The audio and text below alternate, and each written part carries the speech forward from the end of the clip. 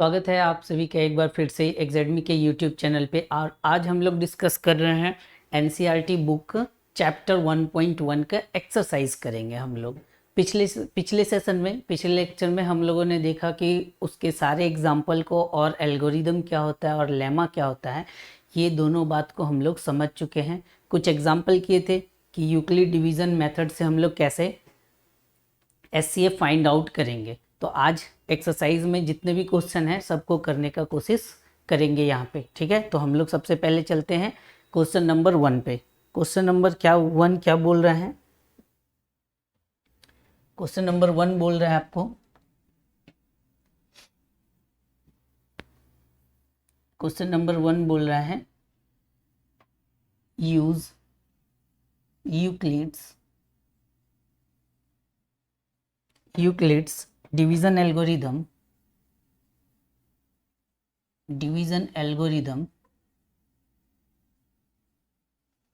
algorithm to find the SCF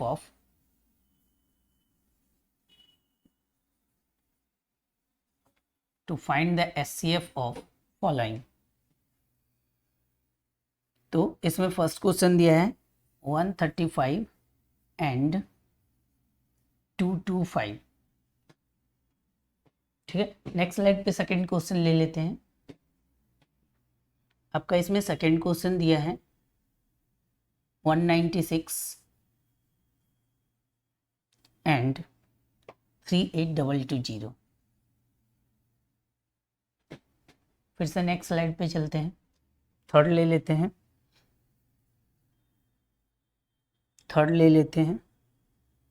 867 and 255। तो अब हम लोग यहाँ पे बात करेंगे कि एचसीएफ निकालना है by using Euclid's division method. ये हम लोगों ने एग्जाम्पल में भी किया था। अगर आप लेक्चर 1 देखेंगे तो आप लोग आराम से इस चीज़ को कर पाएंगे। तो आज हम फिर से इस पे बात करते हैं, एक बार इसमें डिटेल से बात कर लेते हैं। पहले डिटेल है कि जो आपको 2 नंबर दिया है, जो बड़ा होता है उसको हम सबसे पहले फॉर्मेट लिख लेते हैं। क्या फॉर्मेट था? a is equals to B Q plus R. जो बड़ा नंबर है उसको हम मानेंगे a और जो छोटा नंबर है उसको हम मानेंगे b। b का मतलब है डिवाइजर, a का मतलब है कोई भी नंबर, और r का मतलब है रिमाइंडर, और q का मतलब है आपका कोशिएंट। तो यहाँ पर हम लोग इस नंबर को लिखेंगे 225 को अगर हम लिखें और यहाँ पे 135 लिखें तो यहाँ पर हमको कोशिएंट का वैल्यू चाहिए प्लस रिमाइंडर का। तो यहाँ पे एक लाइन ड्रॉ करेंगे और 135 से 225 को डिवाइड करेंगे। तो एक बार में देखेंगे तो ये हो जाएगा 135, 5 में से 5 गया 0, 12 में से 3 गया तो 9। आपका 90 यहाँ पर क्या आ जाएगा? इंटू 1 प्लस 90 आपका रिमाइंडर आ जाएगा। क्लियर है? कोई दिक्कत नहीं। नेक्स्ट चलेंगे, क्या बताए थे कि जो फर्स्ट वाले केस में आपका b आएगा और r आएगा, फर्स्ट वाले केस में जो आपका b आएगा r आएगा, अगर रिमाइंडर 0 नहीं आया है तो हम लोग एक स्टेप और आगे बढ़ेंगे। जो b होगा उसको हम अगले केस में नंबर मान लेंगे और जो रिमाइंडर होगा उसको हम अगले केस में b मानेंगे, उसको हम अगले केस में डिवाइजर मानेंगे। अब फिर यहाँ से 90 से 135 को अगर हम डिवाइड करें तो 90 से एक बार में 90 आता है और ये घटाने पे आपका 45 आता है। तो यहाँ पे 1 से मल्टीप्लाई करेंगे प्लस 45। अभी भी यहाँ पे रिमाइंडर आपका 0 नहीं आया है, तो फिर से एक स्टेप हम लोग आगे बढ़ेंगे। अब नेक्स्ट स्टेप में क्या लेंगे? यहाँ से 90 को उठाएंगे और यहाँ से 45 को उठाएंगे, 90 को उठाएंगे और 45 को उठाएंगे। तो नेक्स्ट स्टेप देखते हैं, इधर लिखेंगे 90 और यहाँ लिखेंगे 45। 45 से 2 बार में 90 आता है और आपका रिमाइंडर यहाँ पे 0। जहाँ पे आप रिमाइंडर 0 होता है वहीं पे आप रुक जाएंगे। रिमाइंडर आपका जहाँ पे जिस भी स्टेप में 0 हो जाएगा वहीं पे आप रुक जाएंगे और वहीं पर जो आपका b का वैल्यू होगा, कौन सा वैल्यू? वहीं पे जो आपका b का वैल्यू होगा, वहीं पे आपका जो b का वैल्यू होगा वही b का वैल्यू आपका वही b का वैल्यू आपका HCF होगा, वही b का वैल्यू आपका HCF होगा। तो यहाँ पे b का वैल्यू कौन सा है 45। तो हम इसमें लिख सकते हैं hence HCF of 135 and 225 equal to 45, और यही आपका आंसर चला जाएगा, और यही आपका आंसर चला जाएगा। उम्मीद करते हैं कि आपको समझ में आएगा, क्योंकि पिछले दिन भी हम काफ़ी डिटेल में इसको बता चुके हैं। पिछले लेक्चर में जब आप देखेंगे तो इसको काफ़ी डिटेल में बताए हैं। फिर इस पे नेक्स्ट क्वेश्चन करते हैं। तो नेक्स्ट क्वेश्चन देखिए आप, नेक्स्ट क्वेश्चन आपके सामने लिखा हुआ है 196 एंड 38220 का हमको HCF फाइंड आउट करना है विथ यूक्लिड डिवीजन मेथड। तो क्या करेंगे, 196 को हम इस तरह ले लेंगे, सॉरी एक सेकेंड, हम बड़े वाले नंबर को लेफ्ट साइड में लेंगे 38220, और छोटे वाले नंबर को हम लोग b के टर्म में लिखेंगे, और हम लोग फाइंड आउट करेंगे अब कोशिएंट और रिमाइंडर। तो 196 से अगर हम डिवाइड करें 38220 को, तो कैसे डिवाइड करेंगे, 196 को अगर 1 टाइम करेंगे तो ये आएगा 196, तो 12 में से 6 गया तो 6, यहाँ 17 में से 9 गया 8, यहाँ 186 रिमाइंडर बचा, ये वाला 2 नीचे आया। अब इससे यहाँ तक जाना है, 196 को आप 200 के अप्रॉक्स मानिए, 196 को आप 200 के अप्रॉक्स मानिए। 200 इंटू 9 1800 होता है, 200 इंटू 9 1800 होता है, और 1800 अगर हम यहाँ पे 9 से इसको करें तो 9 6 जा 54 का 4 कैरी 5, 9 9 जा 81 5 86 कैरी 8, 9 1 जा 9 प्लस 8 1764 आपके पास आया। अब इसको घटाएंगे तो सॉरी यहाँ ये वाला चीज़ नहीं आएगा, इसको घटाएंगे तो ये हो गया, यहाँ पर से 15 में से 6 गया तो 9, यहाँ 7 में से 7 गया 0 0, इधर कुछ भी नहीं आएगा, आपका उतरेगा ये वाला चीज़। ठीक है, अब इसको जब आप 5 टाइम में कटाएंगे तो यहाँ पे आपका 980 आ जाएगा, और ये आपका रिमाइंडर आपका कितना बचेगा, रिमाइंडर आपका बचेगा 0, यानी कि ये कितना टाइम में चला जाएगा, 195 टाइम में चला जाएगा, और रिमाइंडर 0। अब जहाँ पे रिमाइंडर 0 आ गया आपको उसी स्टेप में रुक जाना है, जहाँ पे रिमाइंडर आपका 0 आ गया आपको उसी स्टेप में रुक जाना है, ठीक है, कोई दिक्कत नहीं है। और वहीं पर जो आपका b का वैल्यू होगा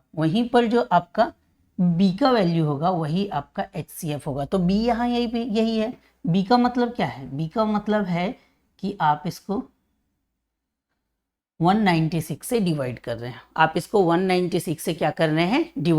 हैं, तो आपको b का वैल्यू 196, तो हम लिखेंगे HCF of 38220 and 196 is equals to 196, और यही आपका क्या चला जाएगा, यही आपका आंसर चला जाएगा। ठीक है, आगे चलते हैं आगे क्वेश्चन थर्ड को इसी में देखते हैं आपका क्वेश्चन क्या है, 867 एंड 255। तो हम यहाँ पे क्या करेंगे, इसको मानेंगे A और इसको मानेंगे आप B। तो हम लिखेंगे 867 को 255 से डिवाइड करके लिखेंगे, और हम लोग वहाँ पर कोशिएंट लाने का कोशिश करेंगे, और रिमाइंडर आ रहा है तो रिमाइंडर भी लाने का कोशिश करेंगे। ठीक है, कोई दिक्कत नहीं है। उसके लिए हम लोग इधर साइड में राइट साइड में डिवाइड करेंगे, 255 से डिवाइड करेंगे 867 को, तो ये 3 टाइम्स में चला जाएगा। तो आपका आ गया 765, 7 में से 5 गया 2, 6 में 6 गया 0, ये 102। तो हम इसको कैसे लिख सकते हैं, इंटू 3 प्लस 102। तो यहाँ पे आपका रिमाइंडर 0 नहीं आया है, तो एक स्टेप हम और आगे बढ़ेंगे, बढ़ेंगे। अब हम सेकेंड स्टेप देखेंगे। सेकेंड स्टेप में इसको उठाएंगे और इसको उठाएंगे, तो इधर लिखेंगे 255 इज इक्वल्स टू 102। अब ये कितने बार में जाएगा, तो हम 102 से भाग देंगे किसको, 255 को। कितने बार में जाएगा, 2 बार में। कितना होगा, 204। घटाएंगे तो यहाँ पे आएगा आपका रिमाइंडर 51। तो 2 बार अगर लगाएंगे तो आपका रिमाइंडर आ जाएगा 51। और यहाँ फिर से हम देखेंगे रिमाइंडर 0 नहीं आया। और जब रिमाइंडर 0 नहीं आया है आपका, तब हम इस स्टेप को और आगे लेके चलेंगे। तो इस स्टेप को आगे लेके चलेंगे, स्टेप थर्ड में देखेंगे। आप स्टेप थर्ड में देखिए, आप स्टेप थर्ड में देखिए किसको उठाएंगे, 102 और 51 को। तो इधर लिखेंगे 102 और इधर लिखेंगे 51। 51 से 2 टाइम में 102 आता है और यहाँ पे रिमाइंडर आपका क्या आ जाएगा, रिमाइंडर आपका 0 आ जाएगा। यहाँ पे रिमाइंडर आपका 0 आ जाएगा। और जब रिमाइंडर 0 आ जाएगा, उसी स्टेप में हमको रुक जाना है, उसी स्टेप में हमको रुक जाना है। जब रिमाइंडर 0 आएगा तो उसी स्टेप में आप रुक जाएंगे और वहीं पर जो b का वैल्यू होगा, यानी जो लास्ट स्टेप में आपका b का वैल्यू होगा, वही आपका HCF होगा। वही आपका क्या हो जाएगा, HCF। अगर हम HCF देखें तो ये है लास्ट स्टेप में b का वैल्यू और यही आपका HCF होगा। यानी हम इसमें लिख सकते हैं HCF of 867 and 255 is equals to 51। और यही आपका क्या चला जाएगा, यही आपका आंसर चला जाएगा, यही आपका आंसर चला जाएगा। उम्मीद करते हैं आपको ये तीनों सवाल यूक्लिड डिवीजन मेथड से आया होगा। एक बार हम फिर से पीछे चल के देखते हैं। क्या है, use Euclid division algorithm to find the HCF of following. तो HCF इसी तरह निकालेंगे, ये हम लोगों ने पिछले भी लेक्चर में बात किया था, कोई दिक्कत नहीं है। अब आते हैं क्वेश्चन नंबर 2। क्वेश्चन नंबर 2 आपका क्या बोलता है, क्वेश्चन नंबर 2 पे क्वेश्चन नंबर 2 आपका क्या बोलता है, एक बार देखेंगे।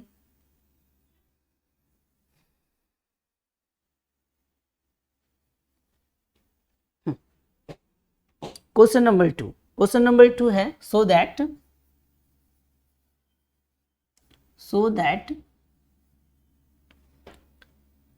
That any positive odd integer, any positive odd integer. कल हम इस सारे चीज पे बात कर लिए थे, और इंटीजर क्या होता है, positive odd integer, positive even integer, ये सारी चीज़ पे हम लोगों ने बात कर लिया था। आप एक बार पिछला लेक्चर देखिए, अगर नहीं समझ में आ रहा है तो आपको पूरा चीज़ समझ में आएगा और सेम पैटर्न पे इस सवाल को भी सॉल्व कर पाएंगे। Integer is of the form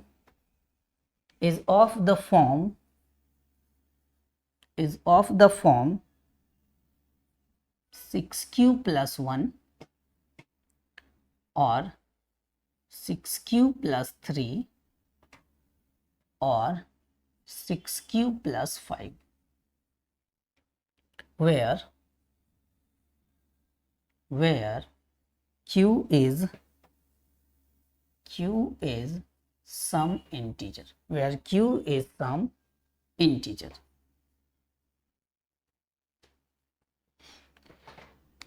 तो ये क्या है, ये कल हम इस पैटर्न पे सवाल किए थे, 2 सवाल किए थे जैसा हमको याद आ रहा है। तो इस पैटर्न पे अगर सवाल आप देखेंगे तो सेम पैटर्न है, सेम पैटर्न आपको फॉलो करना पड़ेगा।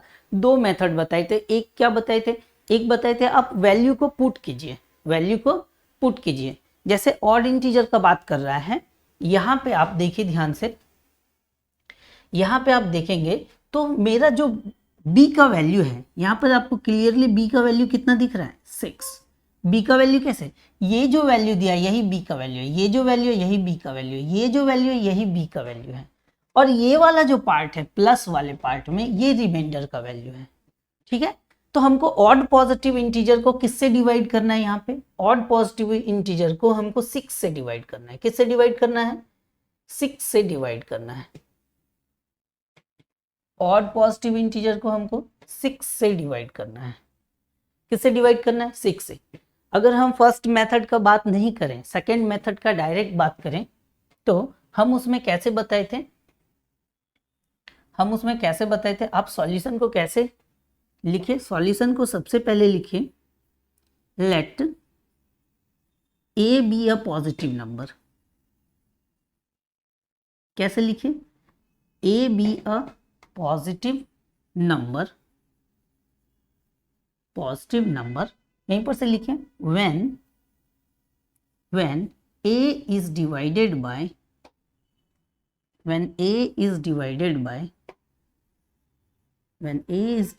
by 6, we get remainder as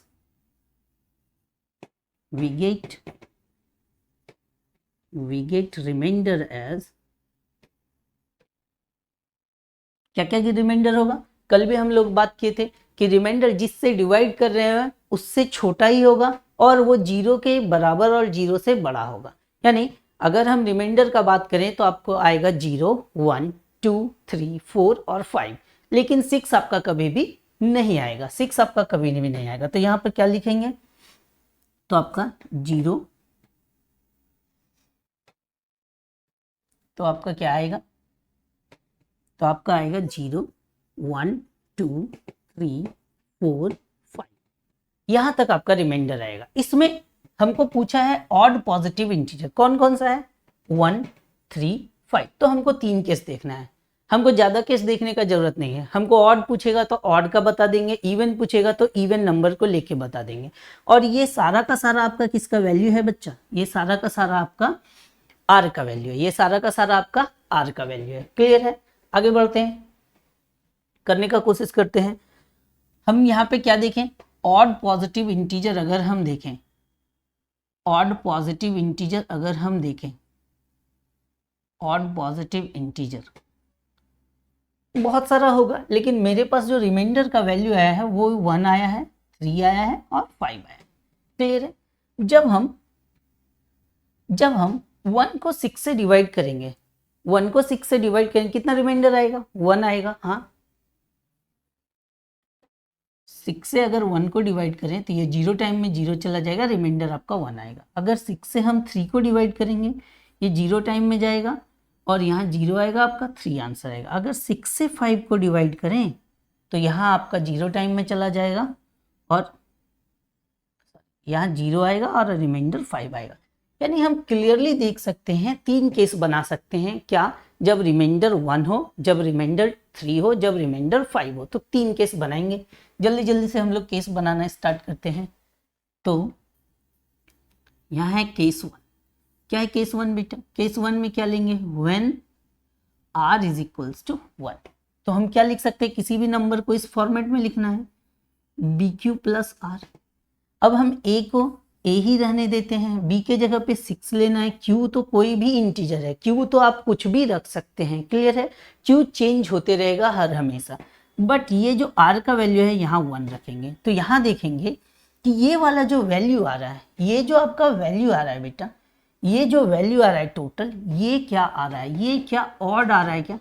कल भी बताए थे कैसे कि ये देखिए ये 6 से मल्टीप्लाई है। अगर हम 6 को लिखेंगे, 6 को 2 इंटू 3 लिख सकते हैं। यानी 6 जो है 2 से डिविजिबल है, और वैसा नंबर जो 2 से डिविजिबल हो उसको हम इवन नंबर बोलते हैं। तो ये वाला है इवन और ये 1 है आपका बेटा ऑड। तो इवन प्लस ऑड हमेशा ऑड होता है, तो इस वजह से इस वाले नंबर को हम क्या लिखे हैं? ऑड लिखें। इस वाले नंबर को क्या लिखे हैं? ऑड लिखें। कोई दिक्कत नहीं है। नेक्स्ट चलते हैं, केस 2 बनाते हैं। नेक्स्ट चलते हैं, केस 2 बनाते हैं। केस 2 देखिए आप ध्यान से। आप अगर केस 2 क्या लिखेंगे? When r is equals to 3। जब r 3 लेंगे तो फिर से हम इसको, अब हम यहां पर से डायरेक्ट इस वाले स्टेप को डायरेक्ट लिखते हैं। तो a इज इक्वल्स टू क्या लिख सकते हैं आप? 6q plus 3। a is equals to क्या लिख सकते हैं? 6q plus 3। और ये अगेन ये वाला चीज क्या है आपका? ये वाला चीज ऑड है। नेक्स्ट स्लाइड पे चलते हैं। नेक्स्ट स्लाइड पे चलते हैं। नेक्स्ट स्लाइड पे, और यहाँ पे लिखेंगे केस नंबर 3। केस नंबर 3 क्या लिखेंगे बेटा? When r is equals to 5 then number is 6q plus 5। Again this is an odd number.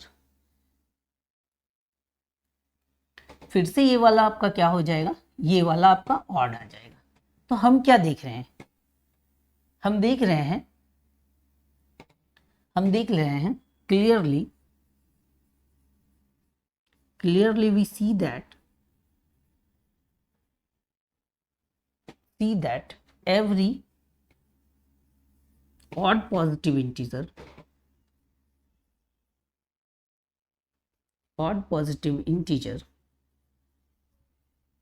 is of the form of odd positive integer can be written in the form of 6q plus 1 or 6q plus 3 or 6q plus 5।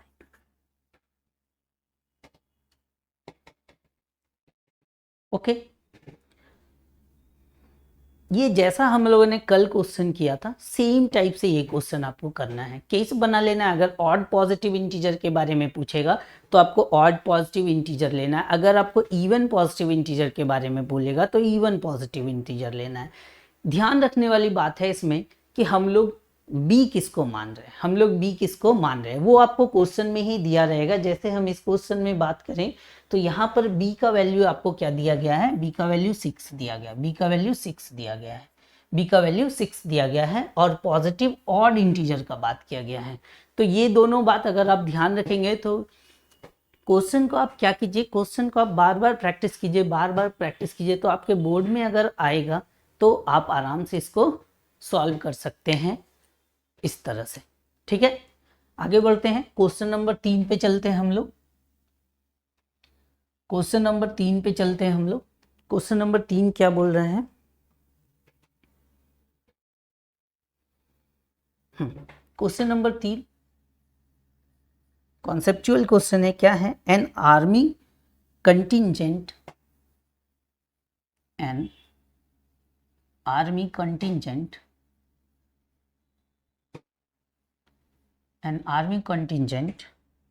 of 616 member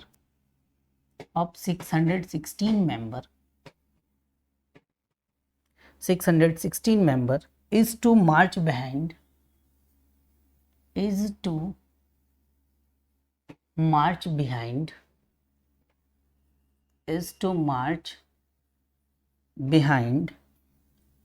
an army band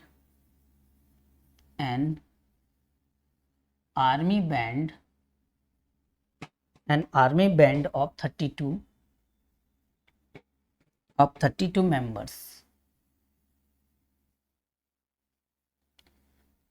members in a parade.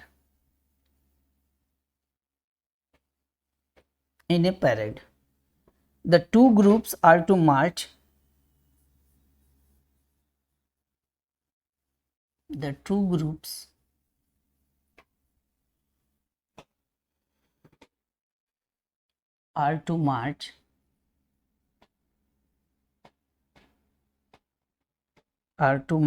in the same number of columns.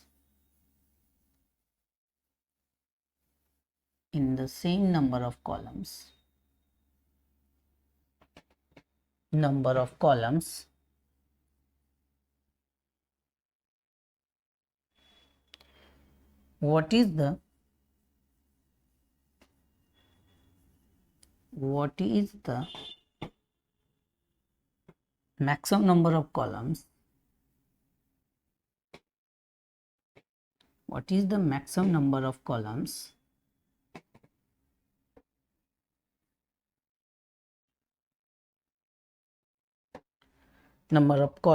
In which they can march.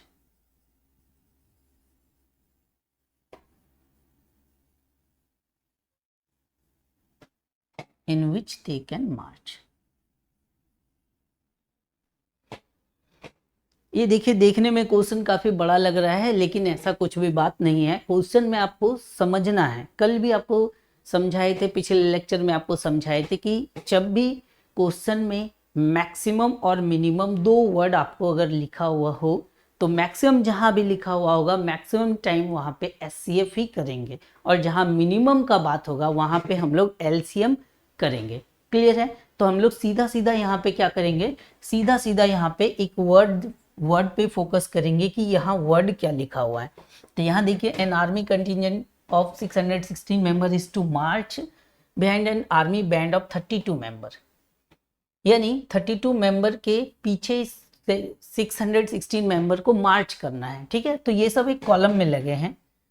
The two groups are to march in the same number of columns, तो same number of columns है। रोज के बारे में हमको पता नहीं है, कॉलम सेम है। ठीक है, आप यहाँ देखिए, what is the maximum, word पे फोकस मेरा क्या रहेगा, मैक्सिमम। मेरा वर्ड पे फोकस रहेगा मैक्सिमम, और जहां मैक्सिमम रहेगा वहां सिंपली आप क्या करेंगे, सिंपली आप वहां पे लगाएंगे HCF। तो हमको क्या करना है, हमको करना है, वी हैव टू फाइंड, अगर हम सॉल्यूशन का बात करें इसका, तो सॉल्यूशन क्या होगा, वी हैव टू फाइंड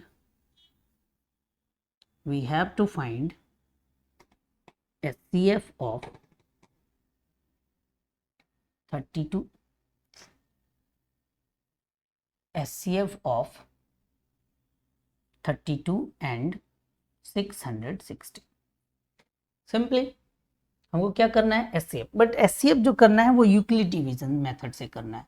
तो 616 का अगर हम यूक्लिड डिवीजन से मेथड लगाएं तो क्या करना पड़ेगा, 32 से हमको 616 को डिवाइड करना पड़ेगा।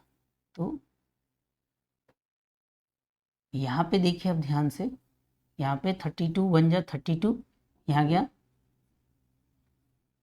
296। तो एक टाइम में लगा के देखते हैं, 8 2 जा 16, 6 कैरी 1, 8 3 जा 24 प्लस 1 25। तो नहीं, 8 टाइम में नहीं जाएगा, आप 9 टाइम में लगाइए इसको, आप 9 टाइम्स में इसको लगाइए।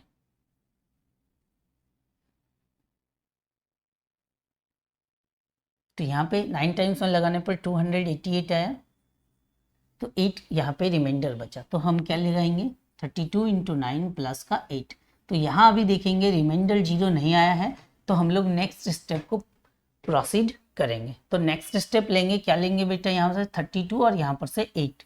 तो यहाँ लेंगे 32 और यहाँ लेंगे 8, 8 इंटू 4 32 होता है, प्लस यहाँ पे रिमाइंडर क्या हो जाएगा, 0। और जिस स्टेप में आपका रिमाइंडर 0, वहीं पे स्टॉप कर जाना है, और वहीं पे जो बी का वैल्यू आएगा, वहीं पे जो आपका बी का वैल्यू आएगा, वही बी आपका HCF होगा। तो हम सीधा सीधा लिखेंगे, hence maximum number of column, hence maximum number of columns is equals to 8। और यही आपका क्या चला जाएगा, आंसर चला जाएगा, यही आपका आंसर चला जाएगा।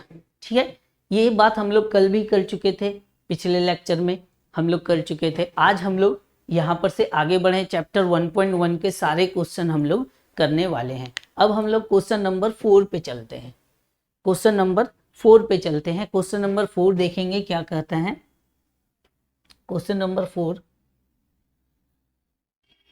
क्वेश्चन नंबर 4 बेटा, क्वेश्चन नंबर 4 देखते हैं क्या कहता है। 4 देखिए, यूज यूक्लिड्स डिवीजन लेमा।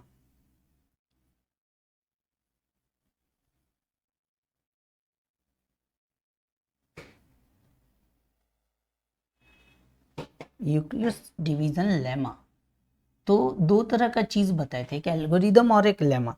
हम लोग ने पिछले लेक्चर में डिस्कस किया है। Lemma to show that the square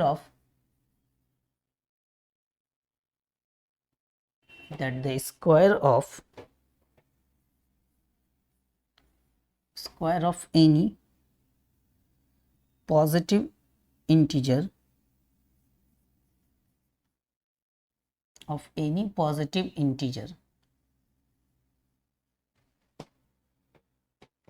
is either of the form is either of the form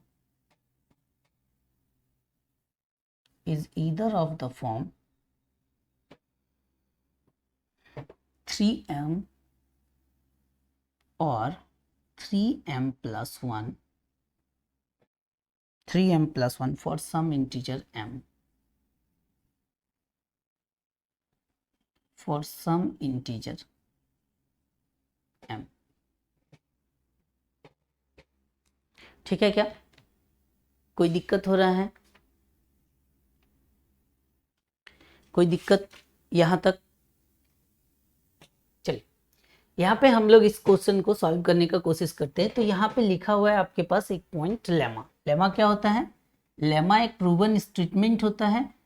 ठीक है, लेमा क्या होता है? Lemma is a proven statement which is used to prove another statement, यानी कि उसी तरह का कुछ स्टेटमेंट होता है और उसी के बेसिस पे हमको प्रूव किया हुआ स्टेटमेंट है, उसी के बेसिस पे दूसरा स्टेटमेंट को प्रूव करना है। ठीक है, तो हम क्या करेंगे इसमें, इसका जब आप सॉल्यूशन लिखेंगे तो सॉल्यूशन में क्या, कल भी बताए थे, इस तरह का सवाल को करने के लिए सिर्फ एक वर्ड इसमें क्या करना है, इसको स्क्वायर करना है। ठीक है, तो अब देखिए आप पॉजिटिव इंटीजर को 3m और 3m प्लस 1 में लिख सकते हैं। तो हम सबसे पहले let a B a positive number या पॉजिटिव इंटीजर।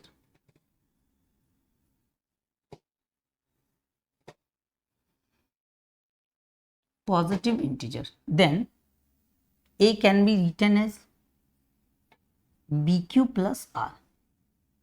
क्लियर है? a को हम इस तरह से लिख सकते हैं। यहाँ पे b का वैल्यू आपको कितना दिया हुआ है? b का वैल्यू दिया हुआ है 3। ठीक है, when, अब लिखते हैं when a is divided by, when a is divided by 3, कितना? 3, क्योंकि आपको b का वैल्यू कितना दिया हुआ है? 3 दिया हुआ है, b का वैल्यू 3 दिया हुआ है। then remainder will be, क्या क्या रिमाइंडर होगा? 0 होगा, 1 होगा, 2 होगा, और तो कुछ रिमाइंडर होगा नहीं। या तो 0 होगा, या तो 1 होगा, या तो 2, और रिमाइंडर तो कुछ होगा नहीं, क्योंकि रिमाइंडर के बारे में सारा बात हम लोग कर चुके हैं। रिमाइंडर हमेशा डिवाइजर से छोटा होगा और 0 से बड़ा होगा। क्लियर है? तो यहाँ पे हमको 3 रिमाइंडर मिला, 3 केस बनेगा, 3 रिमाइंडर मिला, 3 केस बनेगा। तो केस नंबर 1 को हम लोग देखेंगे। केस 1 को अगर हम देखें, when remainder is equals to 0, तो जब रिमाइंडर 0 होगा बेटा, तो मेरा कोई भी नंबर कैसा फॉर्म में होगा? 3q। 0 लगाएंगे, अगर यहाँ 0 लगाएंगे इसके बावजूद भी मेरा नंबर होगा 3q, कोई दिक्कत नहीं। केस 2 अगर ले लेंगे, तो वहां पे a इज इक्वल्स टू क्या हो जाएगा? 3q plus 1। अगर हम केस 3 का बात करें, जब रिमाइंडर को हम लोग क्या रखेंगे? 2, तो a is equals to 3q plus 2। अभी आपके पास 3 तरह का इक्वेशन आया है, सेकेंड, और इसको मान लेंगे थर्ड। और क्यों मानेंगे? क्योंकि आपके पास वहां पे क्वेश्चन में बोला गया है so that square of any positive integer. तो अभी हम लोग, ये तो पॉजिटिव इंटीजर आया, ये a हम लोग पॉजिटिव इंटीजर को मान के चलें, तो a का अब हम लोग को क्या करना पड़ेगा? स्क्वायर करना पड़ेगा। क्या करना पड़ेगा? स्क्वायर। तो नेक्स्ट स्लाइड में हम लोग स्क्वायर करेंगे। तो अगर हम a का स्क्वायर यहाँ पे करें, तो यहाँ पे हमको 3q का स्क्वायर करना पड़ेगा, और ये 3q को स्क्वायर को हम 9q स्क्वायर लिख सकते हैं। क्लियर है? कोई दिक्कत नहीं। अब 9 को हम लोग 3 के फॉर्मेट में तोड़ सकते हैं क्या? 3 इंटू 3q का स्क्वायर, कोई दिक्कत नहीं। अभी इसी 3q स्क्वायर को हम यहाँ पे लिख सकते हैं m, where m is any number. अब समझिए q क्या है आपके पास? q एक इंटीजर है। q क्या है आपके पास? इंटीजर है। अगर यहाँ पर q का कुछ भी वैल्यू रखेंगे तो इस वाले नंबर का कुछ ना कुछ वैल्यू आपके पास आएगा, और उसी वैल्यू को हम क्या माने हैं? 3m माने। उसी वैल्यू को हम क्या माने हैं? 3m माने। 3 आगे नहीं, उसी वैल्यू को m माने हैं। 3 आगे था तो 3 से मल्टीप्लाई किया गया है। क्लियर है क्या बात? क्लियर हुआ क्या बात? होप क्लियर हो गया होगा।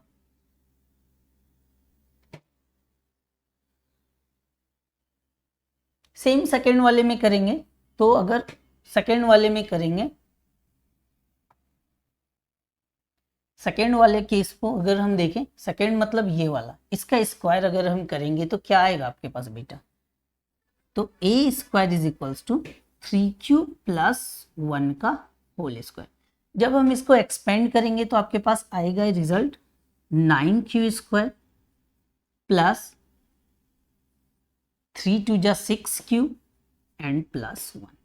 क्लियर है, कोई दिक्कत नहीं। अब यहां पर से हम क्या करते हैं, इस वाले पार्ट और इस वाले पार्ट में 3 कॉमन ले लेते हैं, इस वाले पार्ट और इस वाले पार्ट से 3 कॉमन ले लेते हैं। क्लियर है, इस वाले पार्ट और इस वाले पार्ट से 3 कॉमन ले लेते, तो यहाँ अगर 3 कॉमन लेंगे तो यहाँ बचेगा आपका 3q स्क्वायर और प्लस में 2q प्लस का 1। अब फिर से यहाँ पे देखिए, फिर से यहाँ पे देखिए, यहाँ पे q है, q पे डिपेंड कर रहा है ये वैल्यू, तो q का कुछ भी वैल्यू हम रखेंगे तो कुछ ना कुछ वैल्यू यहाँ पे आएगा। तो फिर अगेन हम इस वाले भाग को, इस वाले पार्ट को हम अगेन क्या मान लेंगे, m प्लस 1। तो हम किस फॉर्मेट में लिख पाए इसको, 3m प्लस 1 के फॉर्मेट में लिख पाए। क्लियर है, where m is any number, जो आपको क्वेश्चन में दिया गया है, where m is some integer. ठीक है, नेक्स्ट वाला केस क्या है, a is equals to 3q plus 2। तो क्या हम इसको 3m प्लस 1 के फॉर्मेट में लिख सकते हैं कि नहीं, तो इसको चेक करेंगे। a is equals to 3q plus 2, जब स्क्वायरिंग करेंगे बोथ साइड तो ये हो जाएगा 3q प्लस 2 का होल स्क्वायर, और ये बेटा आपके पास आएगा 9q स्क्वायर प्लस 3 टू जा 6 इंटू 2 12q प्लस 4। क्लियर है, कोई दिक्कत नहीं। अब हम इस तीनों नंबर से, इससे, इससे और इससे, इस तीनों नंबर से 3 को कॉमन लेंगे, तो ये तो 3 इंटू 3q का स्क्वायर हो जाएगा, 3 इंटू 3q का स्क्वायर हो जाएगा।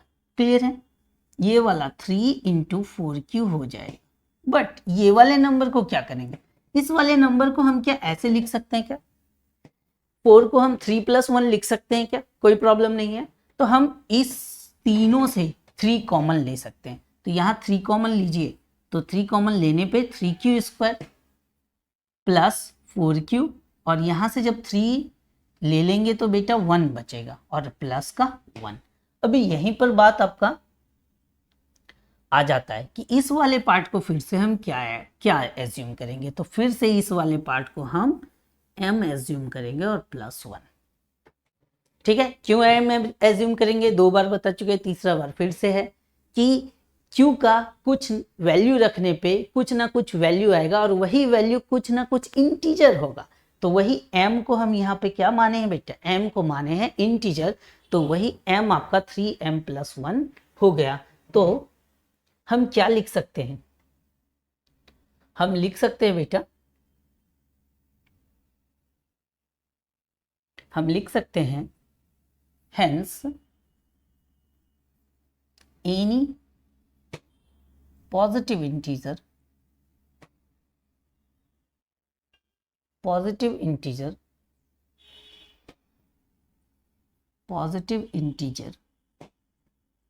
can be written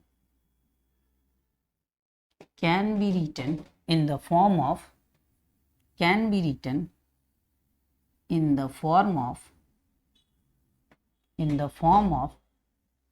3m और 3m प्लस 1। यहाँ देखिए ध्यान से, एनी पॉजिटिव नंबर इंटीजर, अब आप कोई भी इंटीजर ले लें, कोई भी इंटीजर ले लें आप, 3m और 3m प्लस 1। तो सर बोलिए सर 5 कैसे लिखेंगे, तो बताइए 5 कैसे लिखेंगे, क्या करना पड़ेगा, जो 5 लिख पाएंगे आप m का कुछ वैल्यू डालेंगे और 5 लिख पाएंगे कि नहीं, हाँ या नहीं, यहां पर से आप 5 लिख पाएंगे या नहीं लिख पाएंगे, आप वैल्यू रखते जाइए, आप सारा वैल्यू यहां से निकाल सकते हैं। क्लियर है, कोई दिक्कत नहीं है। चलिए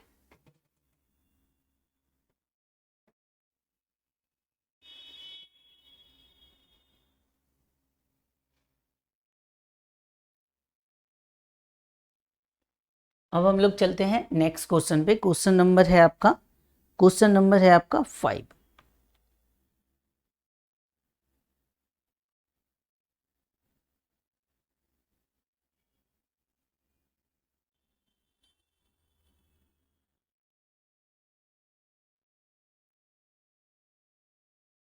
क्वेश्चन नंबर 5 है आपका बेटा। क्वेश्चन नंबर 5 हम लोग देखते हैं।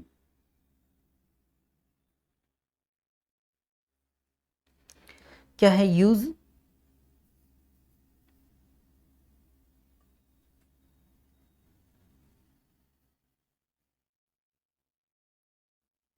Euclid's division lemma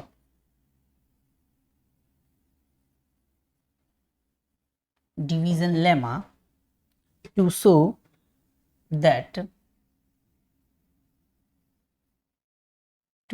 that the cubes so that the cube of any positive integer, any positive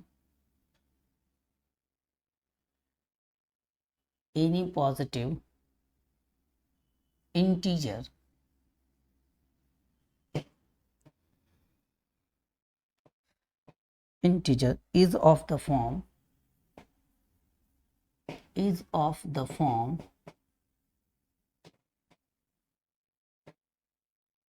9m plus 1 or 9m plus 8। 9m plus 1 और 9m plus 8। क्लियर है क्या?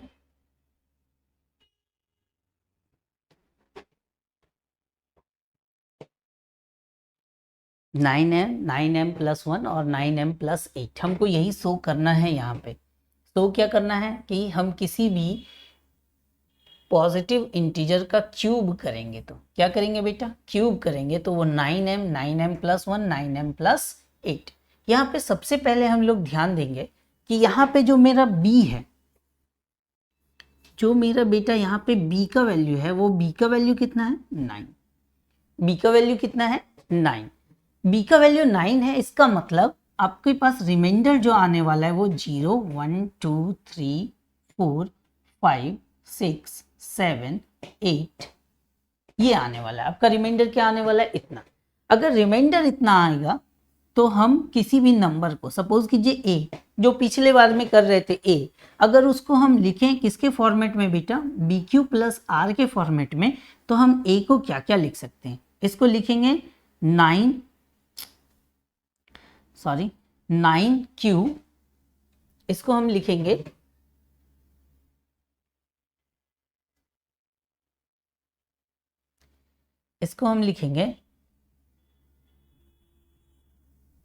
9q plus 0। इसका मतलब 9q। फिर a को हम लिखेंगे 9q प्लस 1। फिर इधर आए तो a को फिर से केस नंबर 3 में क्या बनाएंगे? 9q plus 2। फिर a को 9q प्लस 3। और इसी तरह करते करते करते करते हम कहाँ चले जाएंगे? हम a को लिखेंगे बेटा 9q प्लस 8। तो आपके पास टोटल कितना केस बन जाएगा? टोटल आपके पास 9 केस बन जाएगा।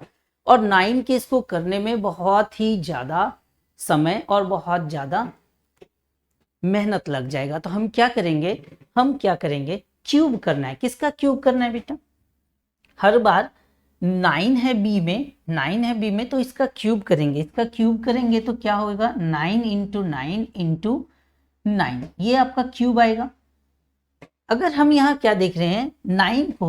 9 अगर जिससे जो चीज 3 बार 9 से डिवाइड है बेटा, वो 3 बार 3 से भी तो डिवाइड होगा। अगर 9 से डिवाइड है तो वो 3 से तो डिवाइड होगा ही। क्लियर ना? अगर 3 का क्यूब करेंगे तो भी मेरे पास मैक्सिमम 27 आएगा। मेरे पास केस भी रेड्यूस हो जाएगा। मेरे पास केस कितना हो जाएगा? अगर 3 का केस लेंगे तो 3 से डिवाइड करेंगे किसी भी नंबर को तो वो 9 से भी डिवाइड होगा।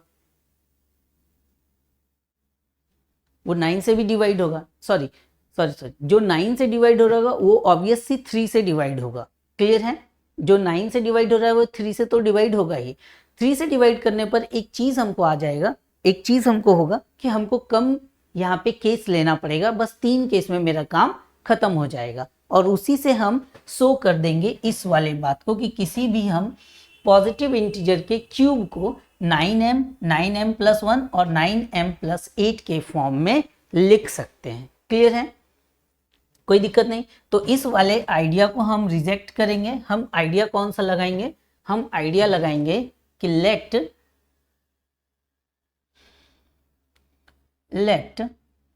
a be positive, a be any positive integer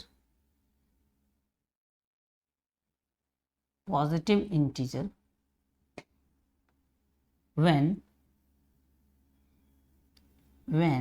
a is divided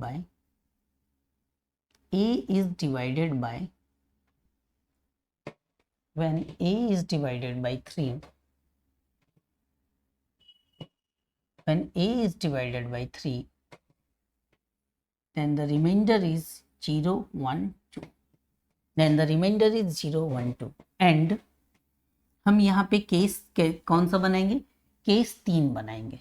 और केस 3 बना के हम उसको a is equals to B Q plus r के फॉर्मेट में अगर लिखें बेटा, a is equals to B Q plus r के फॉर्मेट में लिखें तो यहाँ पर a आपको 3 नंबर मिलेगा। क्या क्या मिलेगा?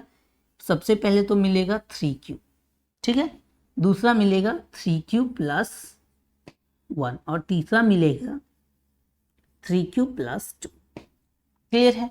कोई दिक्कत नहीं। यही 3 केस आपके पास मिलेगा और यही 3 केस का अब हमको क्या करना पड़ेगा बेटा? क्यूब करना पड़ेगा। तो सबसे पहले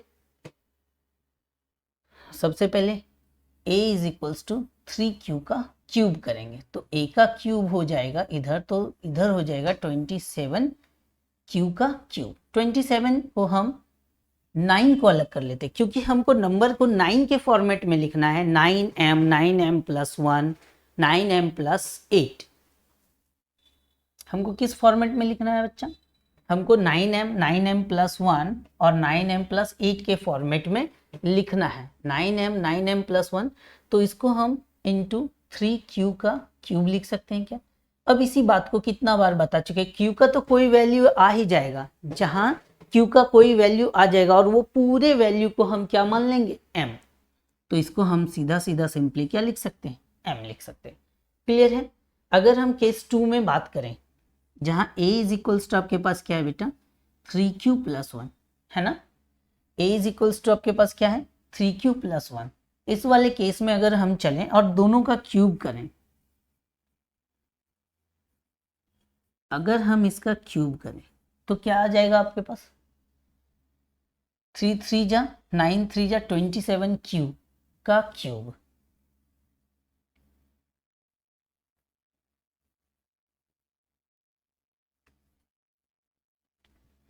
plus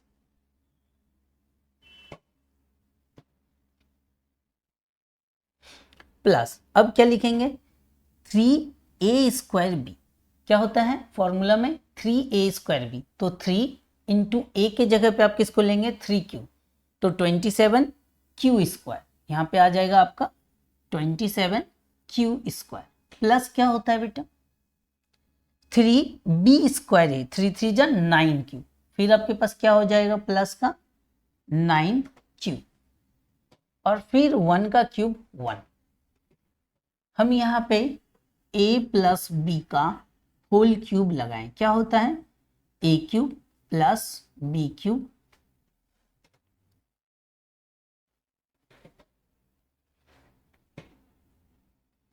a³ plus b³ plus 3a²b plus 3ab²। यही वाला फॉर्मूला आपको लगाना है बेटा। ये वाला जब आप फॉर्मूला लगाएंगे तो आपको रिजल्ट ऐसा आएगा। अब यहाँ पर से देखिए, इस वाले और इस वाले पार्ट में से हमको 9 कॉमन लेना है, तो तीनों में से 9 कॉमन ले सकते हैं। तो यहाँ अगर 9 कॉमन ले लें बेटा तो यहाँ आएगा 3q³। अगर यहाँ 9 कॉमन लेंगे तो ये हो जाएगा 3q²। अगर यहाँ 9 कॉमन ले लेंगे तो यहाँ पर सिर्फ q बचेगा प्लस का 1। अब फिर से इस वाले पार्ट को हम अगेन क्या मान लेंगे, m मान लेंगे। तो इसको हम लिख सकते हैं 9m+1 के फॉर्म में लिख सकते हैं। क्लियर है। तो केस थर्ड लेते हैं। थर्ड में a इक्वल्स टू क्या था आपके पास बेटा, a इज इक्वल्स टू क्या था आपके पास, a is equals to 3q+2 था। तो 3q+2 को हम क्या करने वाले हैं, फिर से इसको क्यूबिंग बोथ साइड, और यहाँ 3q+2 का होल क्यूब, यानी हम दोनों तरफ क्यूब लगाने वाले हैं।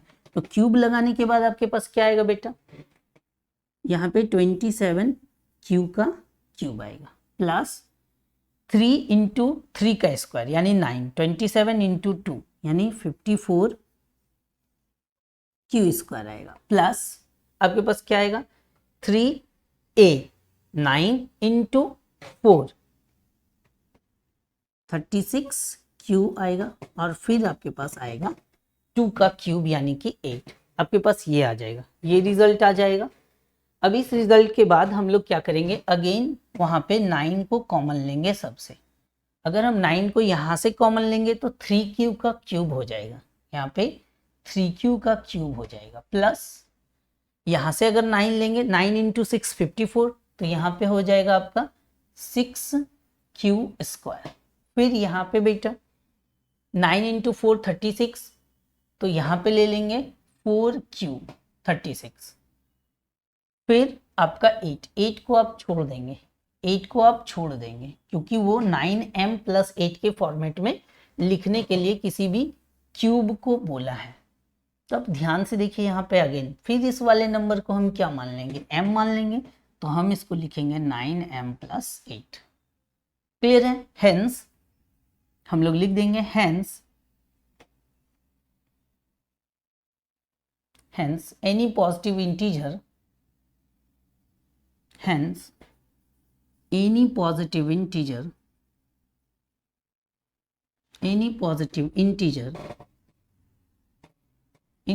can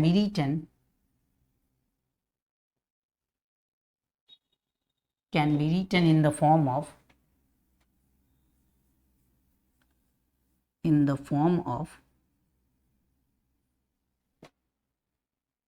9m और 9m+1 और 9m+8, और यही आपको प्रूव करने के लिए बोला है। ठीक है। उम्मीद करते हैं कि आप लोग को सारा चीज समझ में आया होगा।